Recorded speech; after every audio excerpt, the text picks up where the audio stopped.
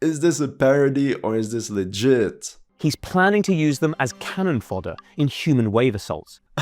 No, Chris, no. It doesn't even make sense. Let's just wait on how Chris Pleasance will introduce the 3rd Assault Brigade as of. On the Ukrainian side are around 30,000 men. Come on, don't bullshit me. Wagner has perfected its meat assault tactics. Unbeknown to me, I was taken on a propaganda roller coaster. Overall, this goes to show how, still to this day, very little research was done to actually understand Wagner's assault tactics.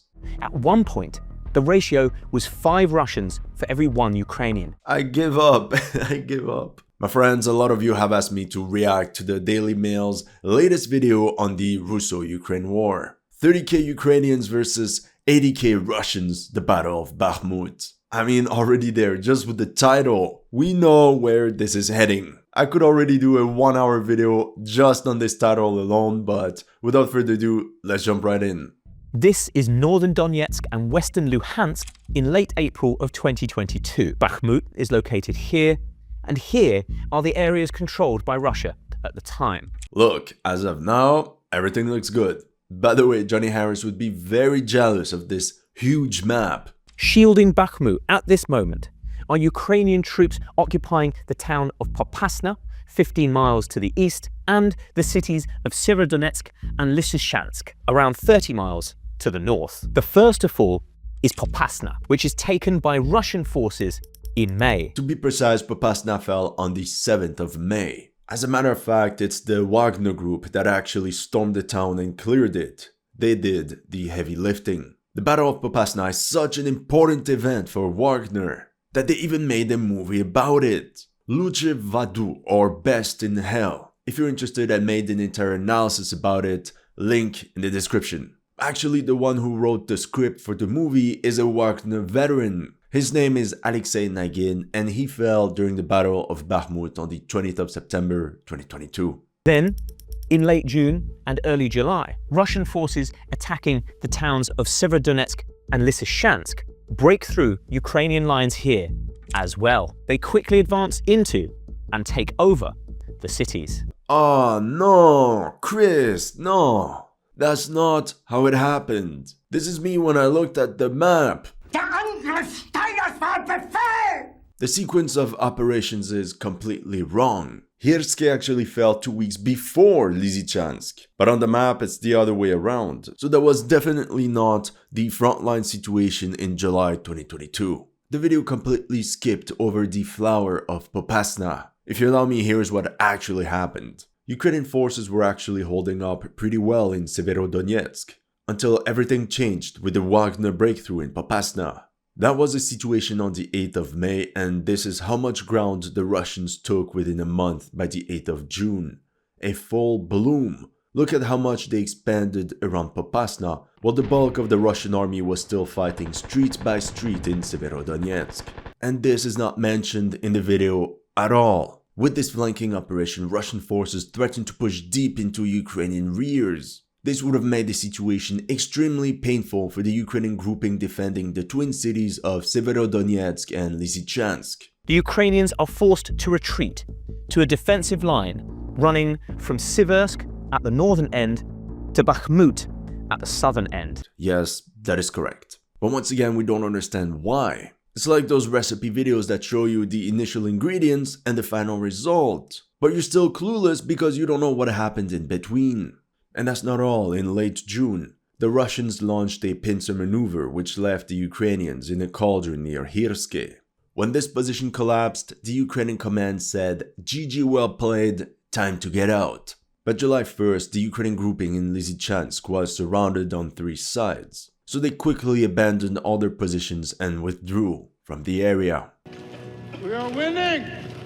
Truth be told, the Ukrainian army was that close from a complete military disaster. The road to Sloviansk and Kramatorsk now lies through this line. I mean, yes, everything here is correct. Well done, Chris and the Daily Mail's team, because in this video we can clearly see the strategic importance of Bakhmut. As a reminder, back in the days, the mainstream media told us Bakhmut was just a symbolic prize, with no strategic significance whatsoever. And you want to know the irony? It included the Daily Mail. I quote, "Bakhmut is not tactically or operationally significant." Throughout August and September, the Russians make slow but steady advances towards it. Maybe I'm picky, but in reality the front line at that moment should have looked like that. Starting in Solidar, there was a big salient centered on Siversk. This is important because it essentially prevented the Russians from just bypassing Bakhmut. Fun fact, the Ukrainian army still holds the Siversk salient to this day. Hats off to whoever is commanding this sector. This is Bakhmut, a crossroads city in northern Donetsk that sits at the junction of 5 major roads. One leads to the east, one leads north, and another south. 2 more head west. Once again, just by looking at the map we can understand how Bakhmut was strategically important. So I'm happy that they added this in the video. One criticism though, the map is very flat. You know I like it when it's more curvy. For reference, there is some elevated terrain west of Bakhmut near this village called Chromove. There was another hilltop west of the village of Klishchivka, and another ridgeline northeast of Solidar. All of them would play an important role in the course of the battle. I would have also liked to see the major forested areas around Bakhmut, which also held high tactical value, as both sides could camouflage a good number of troops right there. Defending the city at this moment are units of Ukraine's 58th Brigade. In Solidar is the 93rd Brigade, a veteran unit that has redeployed after victories elsewhere. And in the south is a mixture of the 4th Rapid Reaction Brigade and 30th Mechanized Brigade, both of which fought in the battle for Kiev, and the 112th Territorial Defense Brigade. You see, most of these brigades fought in the Donbass War. They represent the OG Ukrainian army, so we can expect a lot of veterans with combat experience among their ranks. Now, how many men are we talking about? According to Wikipedia regarding the strength of the 112th Territorial Brigade, by October 2021, the brigade consisted of 4,000 men, and by December close to 5,000. And that was their strength at the start of the war. Now with battle attrition, it probably decreased, so let's say 4,000 men. In theory, these 5 brigades we can see on screen represented the equivalent of 20,000 military personnel. And this is approximately the number of troops I reported in November 2022. Not gonna lie, it was fun for me to go back on memory lane and rewatch my old Bakhmut videos to refresh my memory. Exact Ukrainian troop numbers are hard to come by, but they're outnumbered at least 2 to 1 throughout the battle. Okay, I guess we just have to believe you. This is what I don't like, we're not provided with any explanation. My friends, I think we found our first propaganda statement of the video.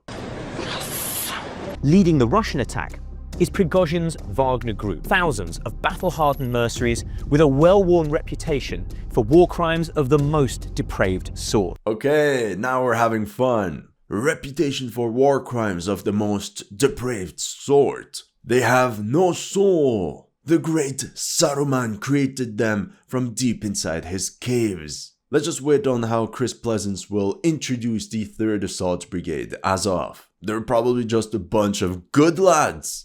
Everybody makes mistakes. And how could we be mad at them? They really like diversity. They were just really into Hindu and Nordic symbols. Who can blame them? At this point, Wagner numbers around 20,000 troops. Hold on, what? I would really like to know the source of this information. Here in April 2022, from The Independent, we read, MPs were told that close to 8,000 Wagner mercenaries had been deployed in Ukraine. And by the summit, they had just started recruiting from prisons, but very little. I don't think the number of Wagnerians at the start of the battle was higher than 10,000 men. Now if you add the Russian army personnel plus all the militiamen from Luhansk and Donetsk, then yes, maybe you can reach 20 to 30,000 men. But you cannot say Wagner had 20,000 troops. But it quickly doubles in size as Putin gives Prigozhin permission to recruit convicts from Russian prisons. He targets murderers and violent rapists, offering them freedom in return for just 6 months of fighting. If they had spent at least 5 minutes looking this up, they would have seen how reality is much more nuanced. Prigozhin literally said he didn't want people that committed the R word. But we have to admit that he also said that he was ready to take them in, but they would be looked at case by case, as some of them could redeem themselves to society. Prigozhin also repeatedly said that alcohol is prohibited, and so is the use of substances, looting or even interacting with females while they were in their Wagner contract. At the same time, you can sort of imagine the type of problems that got these guys in prison. Hold on, what I just told you comes from this video that is also in the background behind Chris. I don't know, maybe they didn't have subtitles and couldn't understand what he said. By the way, Mediazona did an excellent research on Wagner's recruitment from prison colonies, and they found out that most recruits came from maximum security prisons. Of course, it's only guys that got 10, 15, 20 years in prison ahead of them that can consider joining the army as a way to get out. And yes, many of them ended up there because of violent crimes. But it was also for repeat offenders. For example, guys arrested for theft and robbery could get locked up for 13 years. A lot of them also ended up there for fraud, scams, trafficking, you name it. The problem for Wagner was that recruiting inmates was a double-edged sword. Yes, they could get in a lot of people, but they were highly undisciplined.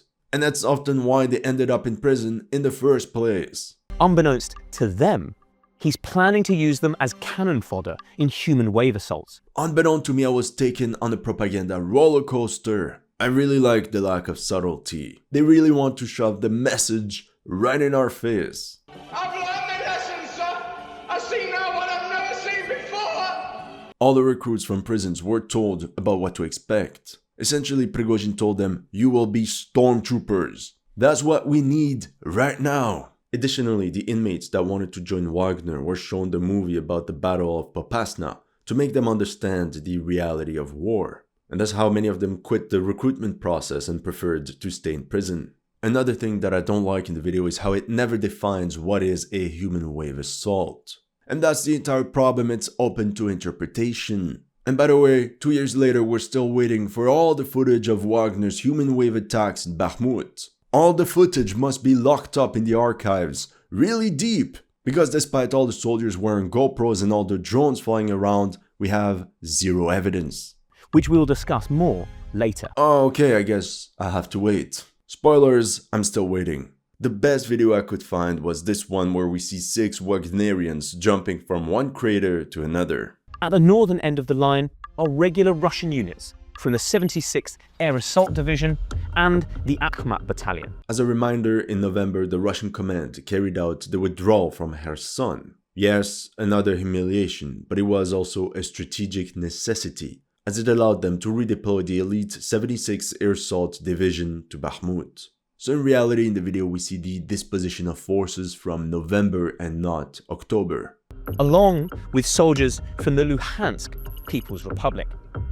At the southern end of the line are soldiers from the Donetsk People's Republic, made up of Ukrainians who either volunteered or were forced to sign up and fight their own countrymen. Forced to fight their own countrymen? Really? Chris, really? You're trying to do this to us? Nah bro, all these men had already lived 8 years separated from their fellow countrymen. Everyone that wanted to remain Ukrainian had already left the separatist republics of Luhansk and Donetsk by now. With that being said, I'm still happy that he mentioned the entire order of battle. As October begins, Prigozhin announces the start of what he calls Operation Bakhmut Meat Grinder to take the city. He promises Putin it will fall by the end of the year. Did he really say that though? I looked for 1 entire hour for this quote and I couldn't find anything. Could it be because this promise was made up? I don't know, I'm just giving you an idea. Anyway, the recurrent theme in the Ukraine war is that the Russians always have to capture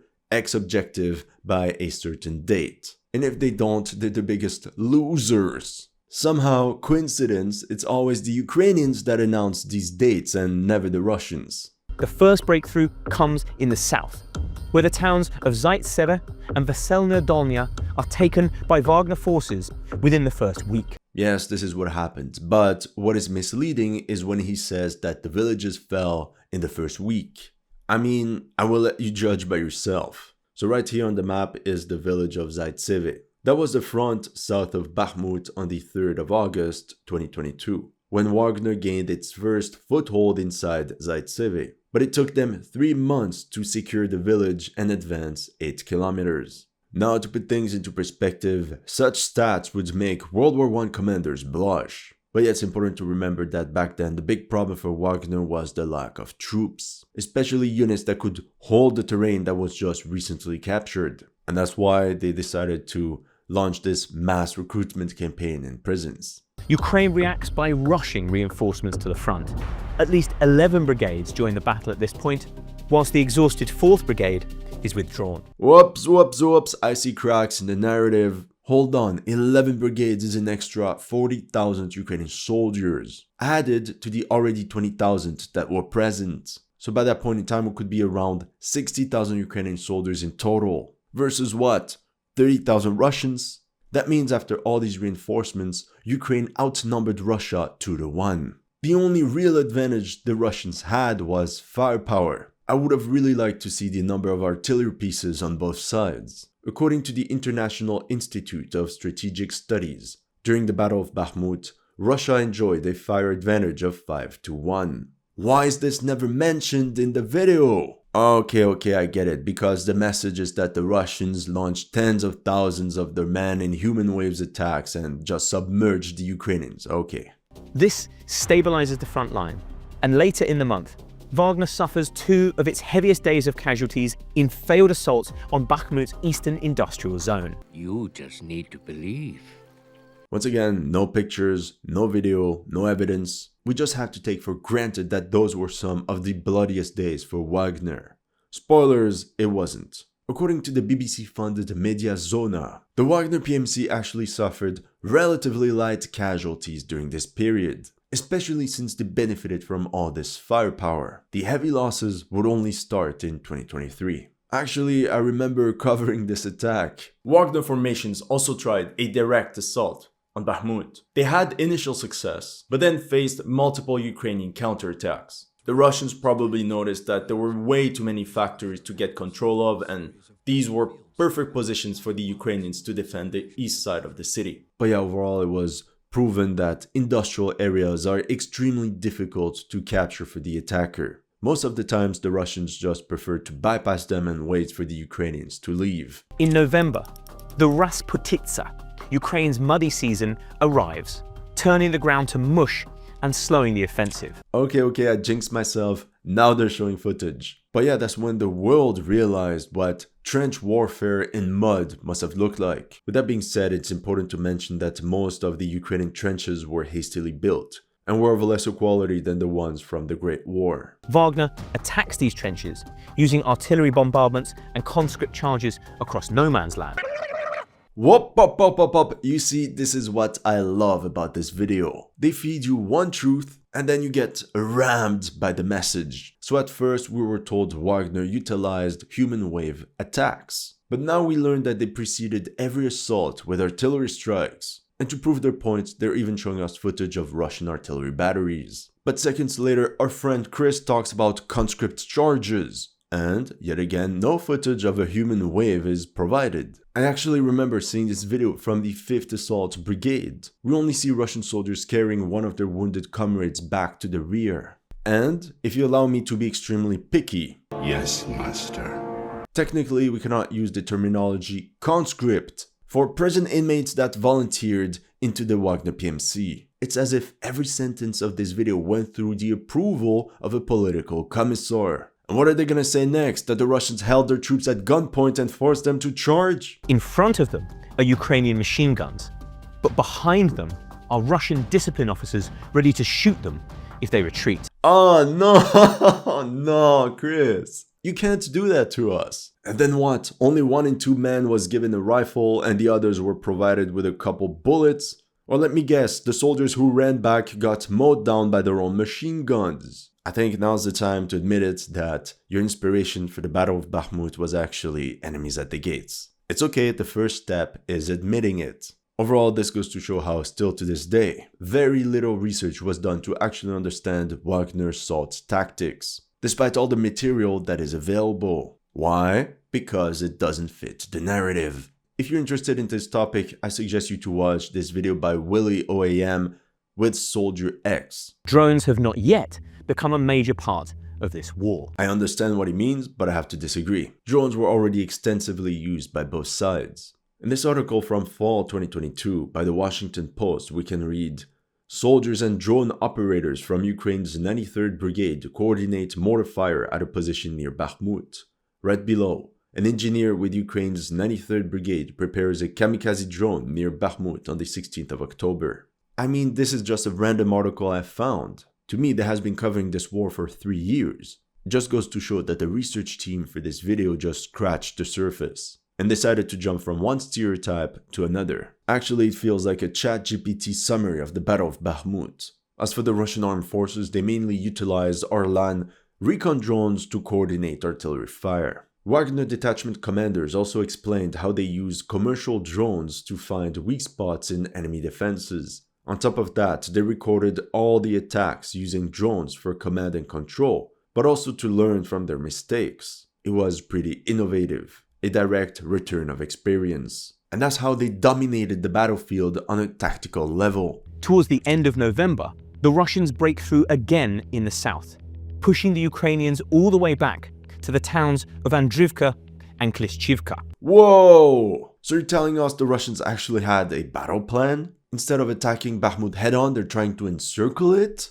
Really? Are they that intelligent? But I thought they were only using frontal attacks. Wagner troops cross the Bakhmutka River in force and sever the southern road out of the city, meaning Ukrainian reinforcements and supplies can no longer arrive from this direction. Okay, trolling aside, yes, everything he said in this part is true. Very well explained, good job. Ukraine brings in another 2 brigades to try and stop the assault, but Wagner's human wave tactics prove too effective and they continue advancing. Oh my god, I can't. The moment I give a positive comment, he takes me back into this propaganda roller coaster. I mean, that's the amount of battle analysis I expect from a fortune cookie. They won because of human wave tactics. The end. Okay, so if I understand, Russia utilizes human wave tactics, which are very costly in human lives. Yet it's Ukraine that urgently needs 2 additional brigades to stop them. Could it be, possibly, maybe, perhaps, that the Ukrainians also suffered from attrition?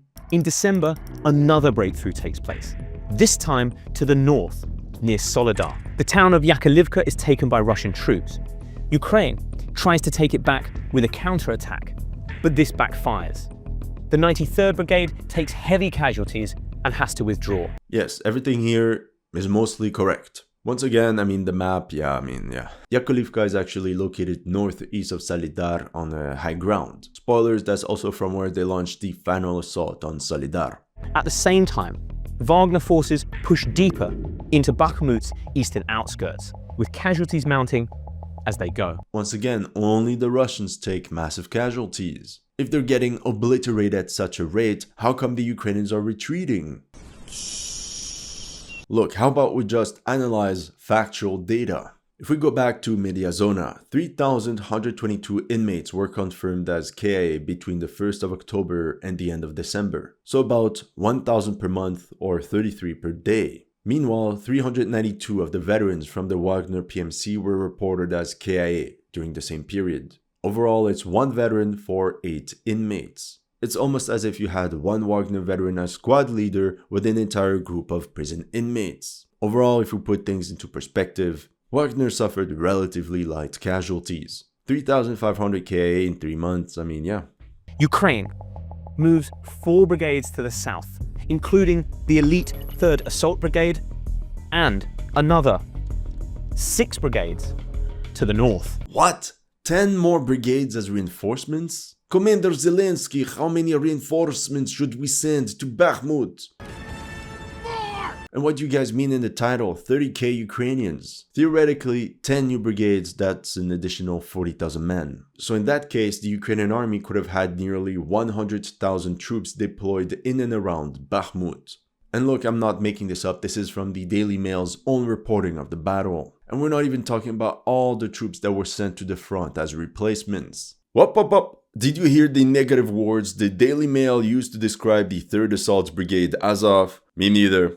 Just good lads. And Russia deploys 5 regular army brigades, 2 in the north and 3 in the south. I jinxed myself again. I was about to say that he didn't mention Russian reinforcements, but I'm glad he did. I still don't understand though. At the beginning of the video, we were told that the Russians outnumbered the Ukrainians 2-1 throughout this entire battle. But in this example alone, we learned that the Ukrainians deployed another 10 brigades versus only 5 for the Russians. Maybe the Daily Mails got the roles reversed. Both sides are now approaching their maximum sizes. 80,000 Wagner troops, with roughly 2/3 of them prison conscripts and 1/3 mercenaries, backed by thousands of troops from the regular Russian army and sham republics. On the Ukrainian side are around 30,000 men. Come on, don't bullshit me. No, Chris, no. It doesn't even make sense. I just got slapped by brutal dishonesty. I give up.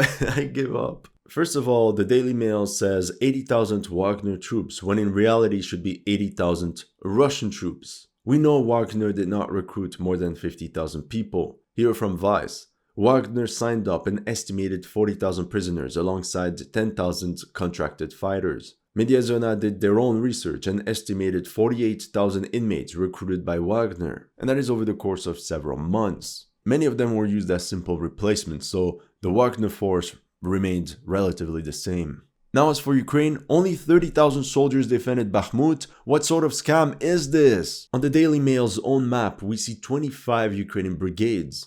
Does this mean every brigade stood at 1,000 men? It doesn't even make sense. The Battle of Bakhmut was way before Ukraine's shortages of manpower. 25 Ukrainian brigades at 4,000 personnel each would be equal to 100,000 men sitting on the Bakhmut line. So in this case, the Ukrainian army as the defender had more men available than the Russians. Okay, now let's say that every brigade was manned by only 3,000 men. Then we stand at a total of 75,000 Ukrainian soldiers, so basically 1v1 against the Russians. By every metric, we're very far from this 2-1 advantage for Russia. Volodymyr Zelensky visits the front line and hands out bravery awards to his soldiers. He speaks of Bakhmut as a fortress to be held at all costs, which critics will later say caused Ukraine to needlessly throw away men defending it. Yes, and the critics were right, hence the Bakhmut meat grinder. Talking about the fortress city in February 2023, the Ukrainian band Anitila released this very catchy song titled Fortress Bakhmut.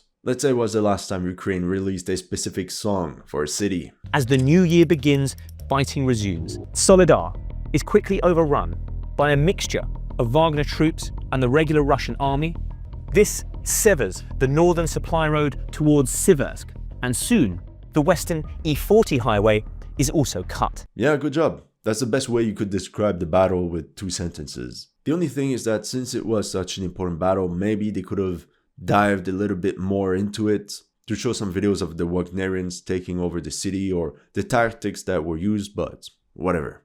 In the south, Wagner and Russian troops also break through and capture Klishchivka, which sits atop high ground, bringing their artillery within range of the other westward supply road known as the Road of Life. Okay, I'm impressed. Now it's getting good. The only thing, Klishchivka actually lays low, but there is indeed a fortified hilltop right behind. As for saying that artillery was not within range is incorrect. Regular howitzers can fire 15, 20, 25 kilometers away, so they were still far behind the front line. In this case, the appropriate words would have been fire control, using mortars for example. Hold on, what did he just say? Of the other westward supply road known as the Road of Life. Oh no! Why did you break this streak? Chris, this is not the Road of Life. Oh, what a blunder. How could it be the Road of Life if it's now under fire control of the Russians? In reality, the Road of Life is actually this one,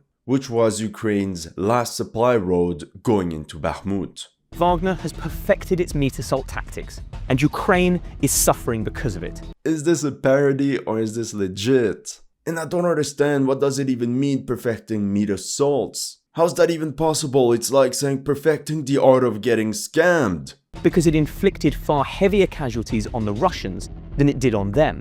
At one point, the ratio was 5 Russians for every 1 Ukrainian. 5-4-1 ratio of losses, really? And what's your source? I think we'll stop here. I need a break. Anyway, as you can see, I have a lot of things to say, so I guess we'll see each other in part 2. That's all I have for you today. Let me know in the comment section what you thought of my analysis. If you're new to this channel, make sure to like and subscribe. And if you want to support my work, make sure to check out my Patreon or PayPal. The links are in the description below.